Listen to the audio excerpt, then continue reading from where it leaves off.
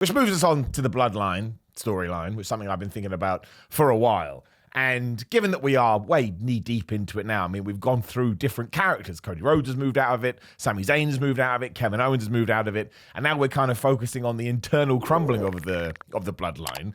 Some people have started to talk about, is it one of the best stories ever? How does it compare to other modern narratives in wrestling? And when I think about it, I think that it is. I genuinely do. And people go crazy, and I get it. And you start comparing it to, I don't know, Austin versus McMahon or the implosion of the Mega Powers or, whichever story speaks to you in the wrestling world. But what really kind of put it over the edge to me is those SmackDown ratings came out from last week.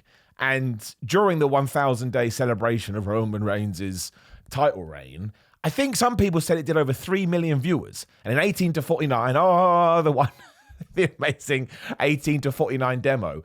It was over like 1 million or something crazy, like a 0.85, whatever the hell those numbers are. The point is, it did crazy, crazy numbers. So now, because unfortunately we do have to live with wrestling tribalism in 2023, where you can't just enjoy wrestling for what it is, you then also have to be able to bring statistics and numbers to the equation, like you're in some kind of marketing meeting. But now with the Bloodline storyline, you can do that. So if you do find a negative Nancy's like, well, this is rubbish and that's rubbish and Cody should have won and Roman doesn't need to be the champion, even though actually now he probably does because that's his whole point. But again, that's a different topic. Maybe we'll discuss it later in the show. But, the numbers are showing you that not only are people interested, younger people are interested in it, and they're now probably going to watch more professional wrestling, WWE first and foremost, maybe AEW, Ring of Honor, New Japan, who the hell knows, because they like what they're seeing. And this all comes down to the fact that we allowed it to build. And we allowed it to, it's just long-term, isn't it? We allowed it to be a long-term storyline. And I'm sure there were moments week to week, it was like, well, it's okay. But the fact that we stuck with it and the fact we had a plan, and I assume the fact we know what the last chapter is and we have stuck to that, to me is what makes it so great. So it's not just about the content that we're getting and the reactions and the emotion, which are all there.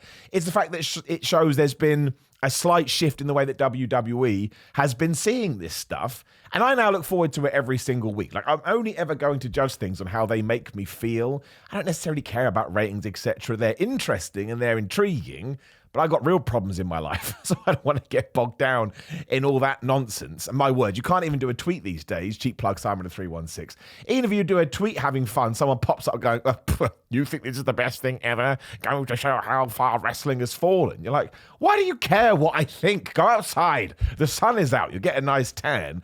But no, I absolutely love it. And by the end of it, Jey Uso is going to be a bigger star. Jimmy Uso is going to be a bigger star. Solo Sikoa, I think, is going to be massive. Sami Zayn and Kevin Owens have benefited. Look at the position Sami Zayn is in. I mean, it's a position he always deserved, but he used this as his platform. And Roman will go down as one of the best of all time. Because again, now we go back to the statistics and the metrics. Amazing title reign. He does have great matches within the WWE bubble, but that still counts. They have their own style, and they do it very, very well. And now he's bringing in the money, he's bringing in the people, and he's growing his product. That, to me, makes him a damn good wrestler. And it's wonderful to see, right? And I'm sure he'll use this to go off into Hollywood, etc. And he'll smash it too. So, yeah, I would say the Bloodline storyline is probably one of the best storylines ever. And that doesn't mean you have to like it, by the way. I'm going to put a little full stop on it there. If you think it absolutely sucks, that's totally cool, but don't go and poo-poo on people that are enjoying it as well, because ultimately you sit down with wrestling to be entertained, and that's the most important thing. But I am very, very impressed. I can't wait to see what Jey Uso is going to do on Friday SmackDown, if you're watching this the time that it goes live. I imagine that Money in the Bank will do Jimmy versus Roman. Well up for that. I think they'll smash it. And when Solo Sikoa eventually turns on the head of the table, you can even do something with Paul Heyman down the line. Maybe reuniting with Brock Lesnar. I mean, who the flub knows? So it's really good stuff, and it keeps getting better.